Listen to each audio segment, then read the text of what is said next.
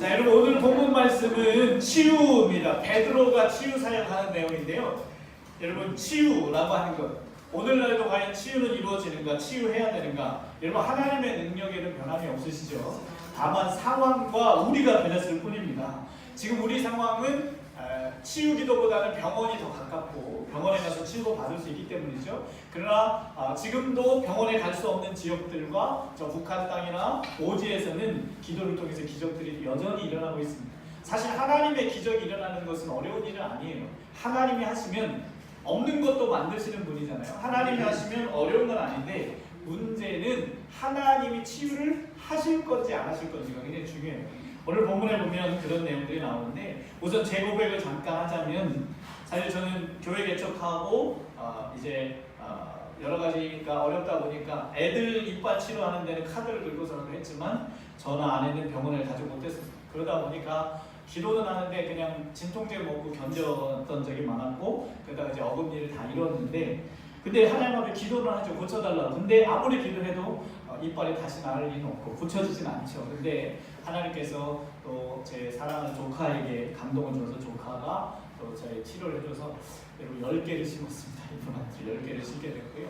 그 다음에 또 한 가지는 축농증이 걸려서 7, 8년 전인 것 같아요. 병원에 갔더니 수술을 해야 된다고 CT를 찍고 했더니 수술비가 그때 당시 5, 60만 원 정도 되더라고요. 근데 그때 당시에는 돈이 어느 정도 안 되고 안 됐습니다. 그래서 차일피를 미루다 보니까 이제 오래됐는데 그러다 보니까 이제 이게 좀 악화가 됐어요. 그래서 며칠 전에 이제 병원에 갔는데 다행히도 또 수술하자 할까봐 이번에도 수술비가 더 올랐다고 하더라고요. 그래서 이제 걱정을 했는데, 근데 하나님 앞에 기도했어요. 하나님 수술비를 주시든지 고쳐주시든지. 그리고 또 우리 중보기도팀에서 제가 또 들었더니 목사님 코를 낫게 해달라고 기도를 해주셨다고 하더라고요. 근데 의사가 딱 보더니 그러더라고요. 꽉 막혔다고. 그리고 코 안에 혹이 하나 있대요. 근데 이번에 새로운 신약이 나왔는데 수술하지 말고 한번 해보자고. 그래서 약을 줘서 약을 먹었습니다. 그랬더니 4일 동안 딱꼭지를 멈추지 않아서 고생을 많이 했는데, 갔더니 이제 그 의사도 왜 딱꼭지를 하는지 자기도 궁금하다 그래서 약을 바꿔줬어요. 약을 바꿔줬는데 이거 한번 바꿔봅시다 했는데 그걸 바꿨더니 딱꼭지를 멈췄어요. 딱꼭지를 멈추고, 예전에 제가 설교할 때 항상 이 흰 수건을 손에 들고 있었잖아요. 그건 왜 그러냐면 이 콧물이 눈으로 새고, 아니 코로도 새고 눈으로도 새고, 그래서 닦느라고 그랬었는데 지금 이제 안 하고 있죠. 하나님께서 병원 의술을 통해서 고쳐주셨지만 저에게는 사실은 좀 어려운 부분이었는데 하나님께서 의술을 통해서 역사하신 거죠. 아멘이십니까? 우리 중보기도팀에서 또 기도해 주셔서 이렇게 된 줄 알고 감사합니다. 그래서 여러분 하나님께서 지금도 의술을 통해서 고치시든 아니면 기적을 통해서 고치시든 하나님은 고치실 수 있는데, 문제는 하나님이 고치실 것이냐 아닐 거냐가 중요해요. 오늘 본문에도 보면 본문에서 베드로가 루타라는 지역에 갔다가 애니아라는 여인을 만납니다. 근데 애니아를 만났는데 8년 된 중풍병자였어요. 8년 된 중풍병. 중풍병으로 8년 동안을 온몸이 부자연스러웠다는 거죠. 자, 그런데 그 애니아를 만남에 그가 기도합니다. 자, 여러분 우리 주변에 아픈 사람들을 만나면 여러분 어떻게 해야 될까요? 여러분 주변에서 아픈 사람을 만나면 어떻게 해야 될까요? 물론 좋은 병원에도 인도를 해줘야 되지만 기도해 줄 수 있잖아요. 안 그러십니까? 여러분 근데 치유는 우리가 하는 게 아니고 누가 하시는 거예요? 하나님이 하시는 거예요. 그래서 내가 만약에 치유 기도할 때 두려운 점이 뭐예요? 내가 치유 기도했는데 안 나을까 봐 두렵잖아요. 그러나 여러분 여러분이 고치는 게 절대 아니기 때문에 안 고쳐지는 게 당연한 겁니다. 아멘이십니까? 여러분이 기도해도 안 낫는 게 당연한 거예요. 그런데 여러분이 기도했을 때 낫다면 하나님이 여러분의 기도를 통해 역사하신 겁니다. 그러니까 여러분 우리가 할 일은 뭐예요? 그냥 아픈 사람이 있으면 서로 기도하라고 했으니까 우리는 순종만 하면 돼요. 그래서 아픈 사람이 있을 때 물론 병원을 해도 우리가 인도를 해야 되지만 일단 병원 가기 전에 기도해 줄 수 있잖아요. 그렇죠? 그리고 특별히 우리의 기도가 병원 치료를 받는데 더 급속한 치료를 주실 수 있잖아요. 그러니까 여러분 일단 아픈 사람을 보시면 기도해 주시는 겁니다. 내가 기도하겠습니다. 근데 여러분 기도해도 안 낫는 게 당연한 거고, 기도해서 나으면 그건 하나님의 역사가 있는 거죠. 그러니까 두려워하지 마시고 기도하시고 하나님 고쳐주시라고 기도하시고 예수님의 이름으로 그 질병과 고통을 떠나가라고 기도해 주셔야 돼요. 그리고 치유하시는 것은 하나님이 하시는 거고, 우리의 몫은 뭐예요? 기도해 주고 그를 향한 사랑하는 마음으로 그를 위해서 기도하는 것이다 라고 하는 겁니다. 근데 오늘 그렇게 했더니 어떻게 됐습니까? 결국 애니야에게 베드로가 기도하고 나아라 했더니 그 애니야가 나았습니다. 자, 결국 병이 나았어요. 하나님이 베드로를 통해 일하신 거죠. 베드로가 한 게 아닙니다. 아멘이십니까? 근데 우리는 누가 뭘 했다 그러면 그 사람이 한 거라고 생각하잖아요. 그 사람이 한 게 아니고 하나님이 그 사람을 통해서 일하셨을 뿐이죠. 도구가 된 거죠. 오늘 베드로가 그러면 애니야를 낫게 하는 도구가 될 수 있었던 이유는 뭐예요? 기도했기 때문에. 만약에 베드로가 기도 안 했으면 아무 일도 안 일어나는 것이죠. 자, 그렇게 해서 애니야라고 하는 중풍병자를 낫게 했어요. 그랬더니 결과가 뭐예요? 35절에 룻다와 사론에 사는 사람들이 다 그를 보고 죽게 돌아옵니다. 여러분, 결국 질병과 치유와 거기에는 하나님의 다 목적과 이유가 있어요. 그래서 이제 조금 이따 다루겠지만 왜 질병이 생기고 그 질병을 통해서 하나님 어떤 일을 이루시는지에 대해서 우리가 보게 될 텐데, 여러분, 이 세상에서 우리가 태어나는 거라든지 이 세상에서 우리가 하나님의 부르심을 받고 그리고 우리가 사망하는 것까지도 다 우연은 없다는 사실입니다. 하나님의 목적과 계획 안에서 이 땅에 태어났고, 믿으십니까? 우리나라 옛날에 국민교육 현장에도 있잖아요. 뭐라고 했습니까? 우리는 민족주의의 역사적 사명을 띠고 이 땅에 태어났다. 우리 이게 다 외우고 잘하는데, 네. 여러분, 국민교육 현장에도 우리가 사명을 갖고 태어났다고 하는데 성경은 뭐라고 말해요? 하나님께서 여러분들을 다 계획 가운데 이 땅에 보내셨다고 말하고 있습니다. 그래서 여러분, 우리가 100년 전에 오지 않고 지금 이 땅에 온 이유도 다 하나님의 계획 때문이라는 거죠. 지금 이 시간에 쓰임받기 위해서라는 거죠. 여러분, 예수님께서 세례 요한에게 뭐라고 말씀하셨습니까? 여자가 낳은 자 중에 가장 큰 자다 그랬잖아요. 그러면 여러분, 왜 세례 요한이 가장 큰 자일까요? 그거는 다른 거 없어요. 여러 선지자 중에 예수님 바로 앞에 온 선지자이기 때문에 그렇습니다. 다른 선지자들도 다 선지자인데 세례 요한은 왜 여자가 낳은 자 중에 가장 크냐면 예수님 메시아 바로 앞에서 사역했기 때문에. 그러나 그 다음 말씀이 뭐였어요? 그러나 천국에서는 모든 사람이 이보다 크니라. 그러니까 역할을 얘기하는 거죠. 세례 요한의 역할이 큰 역할이었다라고 하는 거예요. 그럼 오늘 저와 여러분이 이 시대에 이 땅에 태어나서 우리가 서로 만나게 된 것도 하나님의 계획이다. 아멘이십니까? 아유, 민 목사님 만나는 게 하나님 계획이었어? 이렇게 또 실망하시면 안 되고, 여러분, 저와 여러분을 이 땅에 이 시대에 동시대에 보내셔서 이 땅에서 같이 신앙생활하게 하시는 하나님의 계획이 있다는 거죠. 아멘이십니까? 그런데 그 계획 속에는 질병도 있고 고통도 있고 고난도 있어요. 자, 그런데 오늘 애니야의 질병을 고쳤는데 문제는 더 큰 일을 벌였어요. 욥바에 갔더니 다비다라고 하는 여자가 있는데 이 여자는 죽어버렸어요. 자, 여러분, 죽은 자를 살리는 게 맞냐 틀리냐? 죽은 자를 살려야 되느냐 말아야 되느냐? 여러분, 이 죽은 자라는 건 좀 달라요.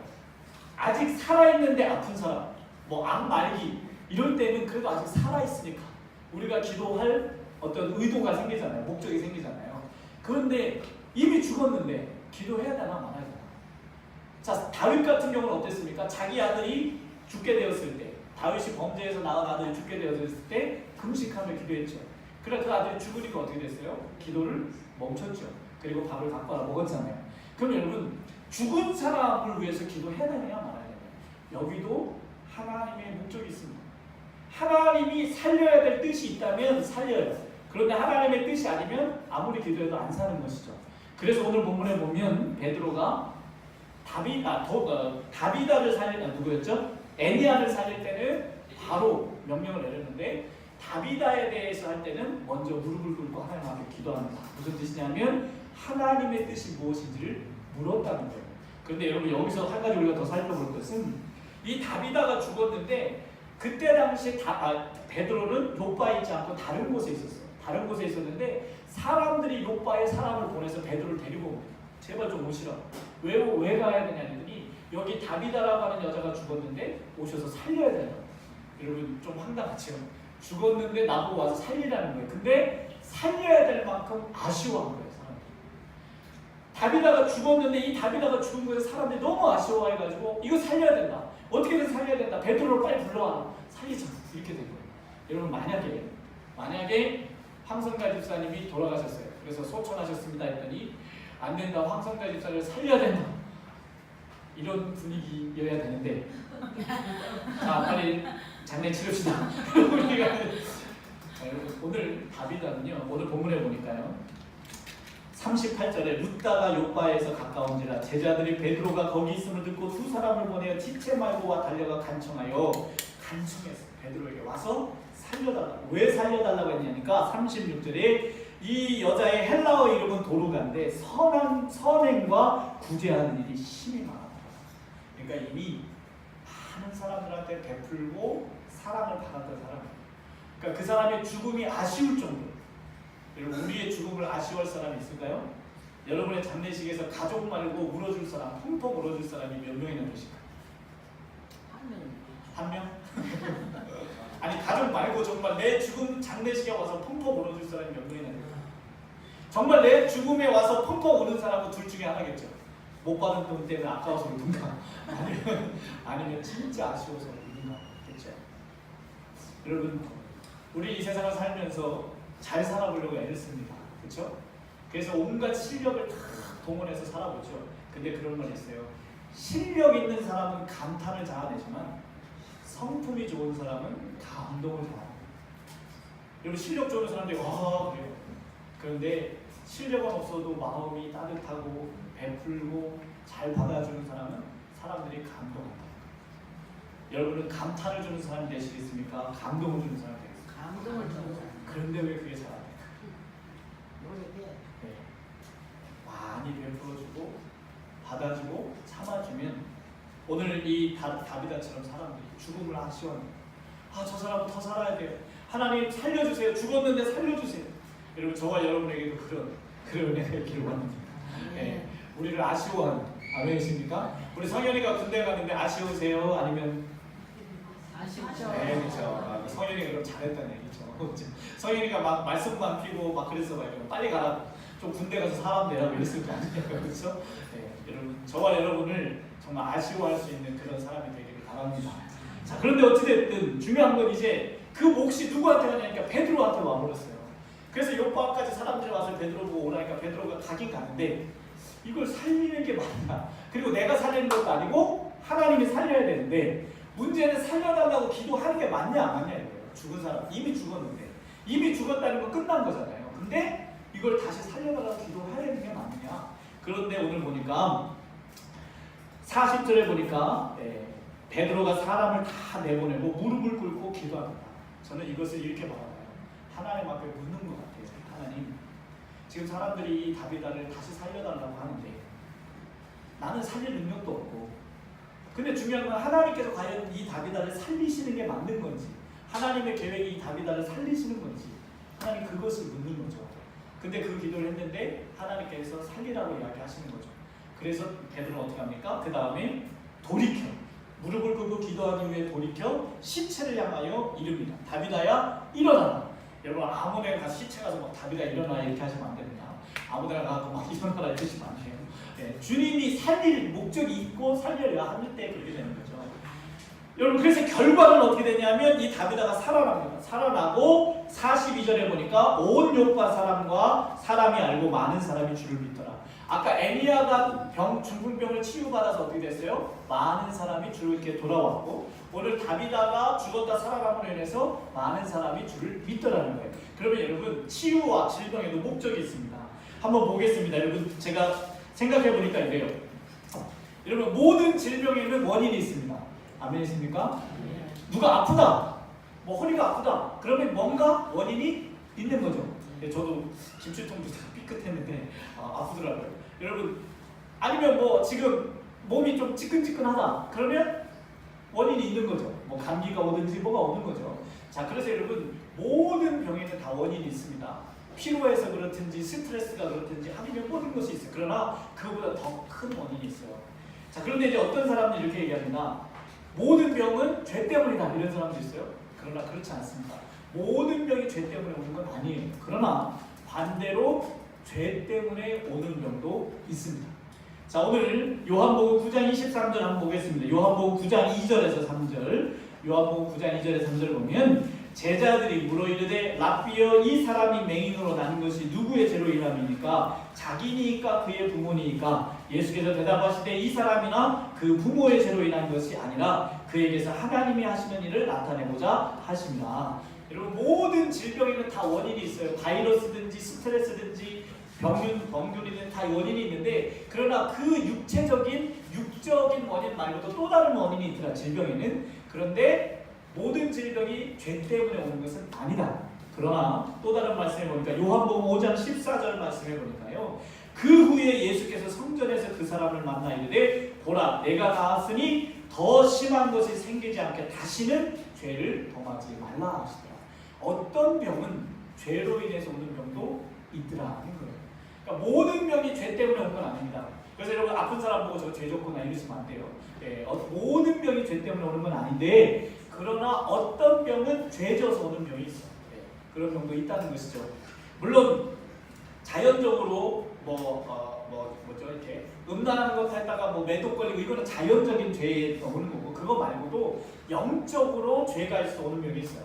어떤 부인이 이제 치유 기도를 받으러 갔는데 이분은 정말 하나님께서 너무 치유 은사를 주셔서 다 기도만 하면 낫는 거예요. 근데 이분은 허리가 굽어서 오셨는데 아무리 치유 기도를 해도 안 나는 거예요. 그래서 이분이 상담을 해봤어요. 왜 이렇게 됐는지를 쭉 이야기하다 보니까 남편에 대한 증오가 가득 차 있는 거예요. 그래서 그 이야기를 들으면서 한참 상담하고 같이 기도하면서 남편을 용서하는 작업을 했어요. 그래서 이 여인이 입으로 남편을 용서한다는 말을 딱 하니까 허리가 쫙 펴졌어요. 그건 뭐예요? 이 여인은 남편에 대한 증오 때문에 허리가 굽어진 거죠. 질병이 오고 있어요. 그러니까 모든 질병이 죄 때문에 오는 것은 아니지만 죄로 인한 질병도 있고 오늘 아까 그 맹인의 부분에서 어떻게 했어요? 하나님의 영광을 위한 질병도 있다. 하나님의 영광을 위해서. 그래서 여러분 나의 질병이 치유됨으로 인해서 하나님의 영광을 나타내는 질병도 있더라는 것이죠. 자, 그러면 우리의 탄생, 죽음, 사망은 모두 다 뭐와 연관이 되냐면 사명과 연관이 되어 있습니다. 우리가 이 땅에 태어난 이유도 사명 때문에 태어났습니다. 아멘이십니까? 그래서 여러분 사명을 찾아내셔야 돼요. 하나님이 나를 왜 이 땅에 보내셨는가? 이 사명을 못 찾으면 인생이 재미가 없어요. 그냥 먹고 자고 학교 가고 직장 가고 이게 내 인생의 전부냐 하면 재미가 없어요.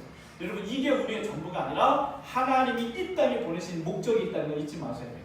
그러면 여러분 그 목적대로 살다가 질병에 걸릴 수도 있습니다. 사도 바울 같은 경우는 뭐라고 그랬어요? 자기 몸의 질병을 놓고 하나님 앞에 3번을 기도했다고 되어 있죠.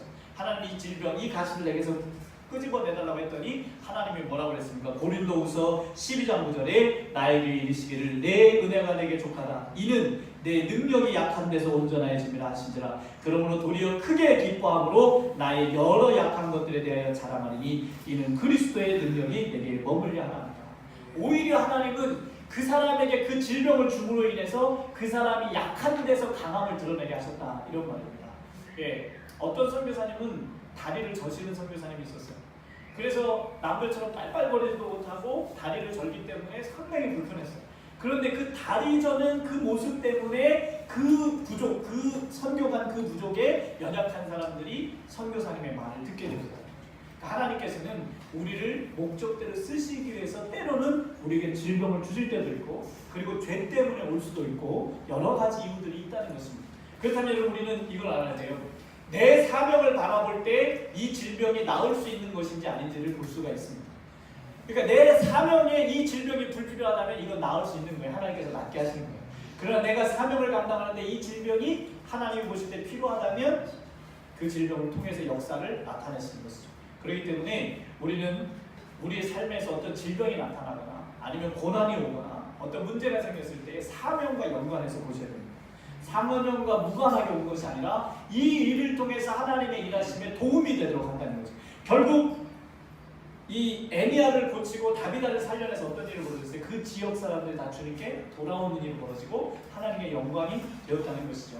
그러면 여러분 우리가 모든 질병을 치유하는 건 아닙니다. 왜냐하면 내가 치유하는 게 아니고 누가 치유하시는 거예요? 하나님이 하시는 거예요. 그렇기 때문에 오늘 이 질병이 하나님의 계획 안에 치유 없어야 하는, 즉 이 사람을 하나님이 쓰시는 데 있어서 이 질병이 없어야 하는 거라면 하나님이 당연히 고치시는 거예요.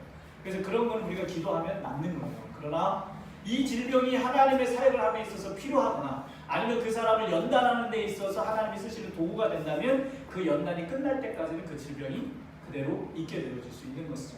그러므로 우리가 질병을 너무 어렵게 생각하거나 부담을 갖지 마시고 하나님은 뭐든지 고치실 수가 있는데 그러나 문제는 이걸 하나님이 고치실 것이냐 아니냐 이 뜻이 중요하다는 것이죠. 그래서 우리는 여러분이 만약에 질병을 갖고 있거나 사랑하는 가족에게 질병이 있다면 그걸 먼저 물으셔야 됩니다. 하나님, 이 질병이 나나 그 사람에게 사명을 감당하는 데 있어서 도움이 되는 것인지 도움이 되지 않는 거라면 주님 치료해 주시고 가져가 주시고 하나님 이걸 통해서라도 하나님의 역사를 나타내실 것이라면 그럼 그렇게 해주시고 하나님 그러나 이 고통을 우리가 견디기 어려우니까 하나님께서 이 고통을 없이 해달라고 기도할 수 있다라고 하는 것입니다.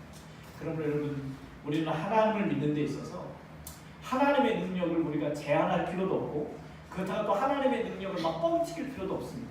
하나님은 능력은 있으시지만 주님이 원하실 때만 하시는 것이고 주님이 원하지 않는데 우리가 뭐 철야기도 했다고 해서 금식기도 했다고 하시는 건 아니에요. 그럼 우리가 왜 철야기도 하고 왜 금식기도 하냐? 그것은 하나님의 뜻을 모르니까 하나님의 뜻을 알고자 기도하는 것입니다. 그래서 하나님의 뜻을 알게 되면 어떻게 돼요? 아, 하나님이 이렇게 하시겠구나.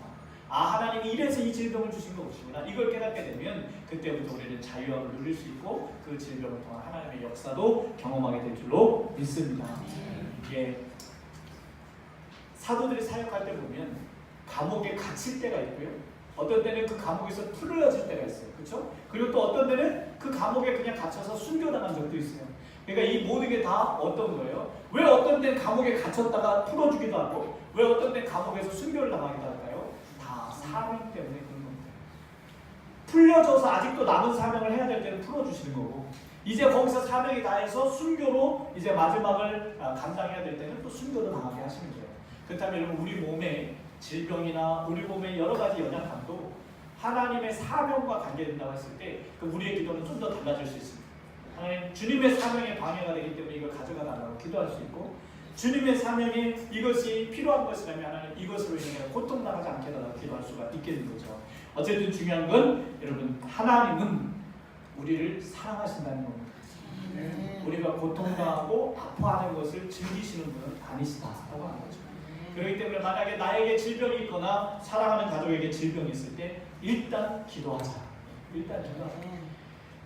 치유를 위해서 기도하기 때문에 치유를 위해서 기도하시면서 하나님의 뜻이 어디에 있는지를 구하시면 하나님께서 뜻도 알려주시고 또 우리에게 응답도 해주실 줄로 믿습니다. 그러므로 예수 믿는 자로서 아픈 사람 보고 기도하지 않고 내 질병을 기도도 하지 않는 그런 사람이 되지 마시고 아픈 사람이 있을 때는 기도해 주시고 또 내 질병이 있을 때도 기도할 수 있는 그래서 하나님 앞에 기도로 먼저 나아갈 줄 아는 저와 여러분이 되셨으면 좋겠고요. 그렇게 해서 하나님이 또 치유도 일으키셔서 하나님의 영광이 나타나길 간절히 소원합니다.